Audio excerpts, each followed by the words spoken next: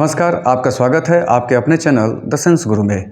मैं संजय कुमार मैथ्स के basic knowledge से जुड़े हुए एपिसोड को लेकर एक बार फिर से आपके बीच उपस्थित हूं। अपने पूर्व के एपिसोड में मैंने गणित की परिभाषाएं, गणित की प्रकृति, गणित के जनक और साथ ही संख्या और अंक की परिभाषा, दोनों में समानता और एवं विषमताओं के ऊपर विस्तृत चर्चा किया था। और मैं आशा करता हूँ कि आपको मेरा पूर्व का जो एपिसोड है वो काफ़ी पसंद आया होगा। आज के इस एपिसोड में हम बात करेंगे संख्या पद्धति के संदर्भ में। संख्या पद्धति को जाने बगैर आप गणित को भली भांति नहीं समझ सकते हैं। इसलिए आप सभी छात्र छात्राओं से विशेष आग्रह है कि आप संख्या पद्धति को भली भांति जानें, समझें, बुझें, तब जाकर के आप गणित को अच्छी तरीके से समझ सकते हैं। और एक आग्रह है विशेष आप सभी से कि आपको यहाँ पर बेहतरीन विश्लेषण प्राप्त होने वाला है संख्या पद्धति के संदर्भ में, इसलिए आप मेरे साथ बने रहें। आइए हम इस एपिसोड की शुरुआत करते हैं और सबसे पहले बात करते हैं प्राकृत संख्या के संदर्भ में। प्राकृत संख्याएं अर्थात नेचुरल नंबर्स। प्राकृत संख्याएं अर्थात नेचुरल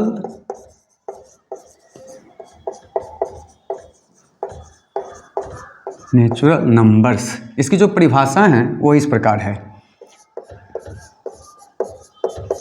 गिनती की संख्याओं के समूह को प्राकृत संख्याएं कहते हैं। जैसे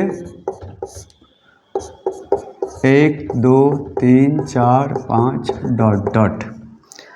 प्राकृत संख्या का जो एग्जाम्पल है उसके आधार पर कुछ विशेष ध्यान देने वाली बातें हैं जिसे आप नोट करने का प्रयास करेंगे। वह विशेष ध्यान देने वाली बात जो है वह यह है कि सबसे छोटी प्राकृत संख्या 1 है, साथ ही सबसे बड़ी प्राकृत संख्या ज्ञात करना असंभव है एवं प्राकृत संख्याओं के समूह को बड़ी n से सूचित करते हैं। अर्थात इसे हम इस प्रकार से लिख सकते हैं। प्राकृत संख्या के समुच्चय को हम इस प्रकार से सूचित कर सकते हैं। मैं एक बार फिर से इसे दोहरा दूं। प्राकृत संख्याएं अर्थात नेचुरल नंबर्स गिनती की संख्याओं के समूह को प्राकृत संख्या कहते हैं, जो 1 से प्रारंभ होता है और अनंत तक जाती हैं। इसलिए सबसे छोटी प्राकृत संख्या हम बता सकते हैं वह 1 है, लेकिन सबसे बड़ी प्राकृत संख्या ज्ञात करना असंभव है क्योंकि ये अनंत तक जाती हैं। साथ ही प्राकृत संख्या के समूह को हम n से सूचित करते हैं। संख्या पद्धति के दूसरे महत्वपूर्ण टॉपिक हम पूर्ण संख्या की बात करते हैं। पूर्ण संख्या अर्थात होल नंबर।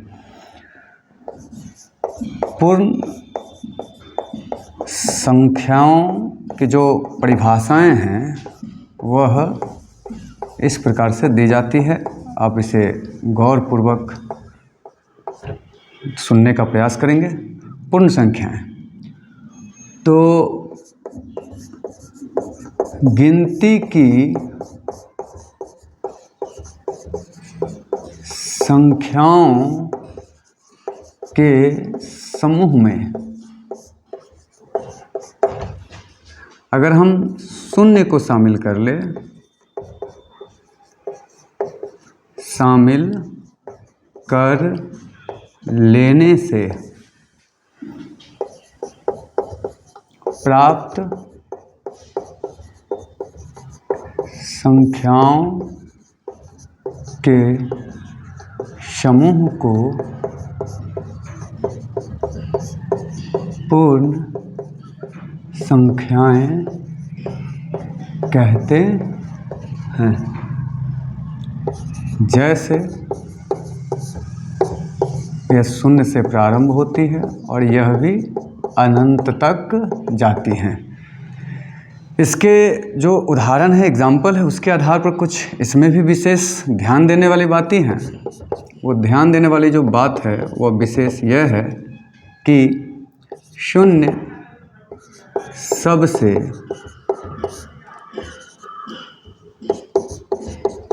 छोटी पूर्ण संख्या है, साथ ही सबसे बड़ी पूर्ण संख्या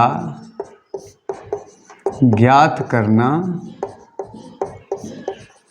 असंभव है, क्योंकि यह अनंत तक जाती है। एवं पूर्ण संख्याओं के समूह को W से सूचित किया जाता है।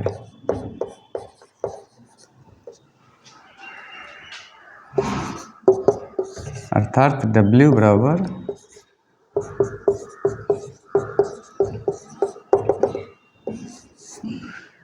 प्राकृत संख्याएं एवं पूर्ण संख्या के संदर्भ में जो सबसे ध्यान देने वाली विशेष बात है वो यह है कि जो प्राकृत संख्या है,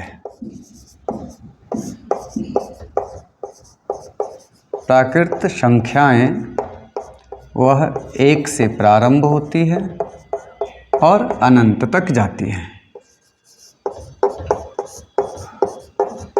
पूर्ण संख्याएं वह 0 से प्रारंभ होती है और यह भी अनंत तक जाती हैं।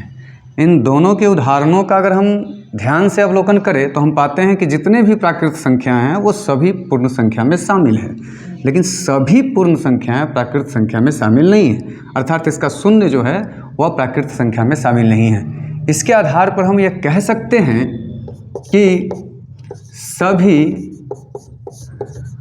प्राकृत संख्याएं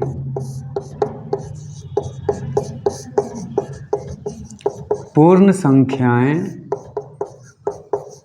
होती है एवं सभी पूर्ण संख्याएं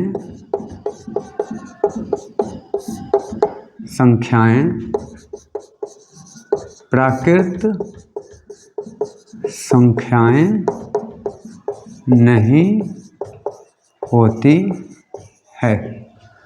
अगर आपसे पूछा जाए कि क्या सभी प्राकृत संख्याएं पूर्ण संख्या होती है तो इसका जवाब होगा कि हाँ, सभी प्राकृत संख्याएं पूर्ण संख्या होती हैं। लेकिन यह पूछा जाए कि क्या सभी पूर्ण संख्याएं प्राकृत संख्या होती है तो इसका जवाब होगा नहीं, क्योंकि पूर्ण संख्या के समूह में जो शून्य है वो प्राकृत संख्या के समूह में शामिल नहीं है। मैं चाहता हूँ कि छोटे छोटे मैं वीडियो बनाऊं ताकि आपको बेहतरीन और शानदार और विस्तृत विश्लेषण मिले। इसलिए इस वीडियो को मैं यहीं समाप्त करता हूं, इस वादे के साथ कि यथाशीघ्र आपके बीच फिर से एक बार हाजिर होऊंगा मैथ्स के बेसिक नॉलेज से जुड़े हुए अन्य तथ्यों को लेकर के। तब तक के लिए शुभ विदा, धन्यवाद।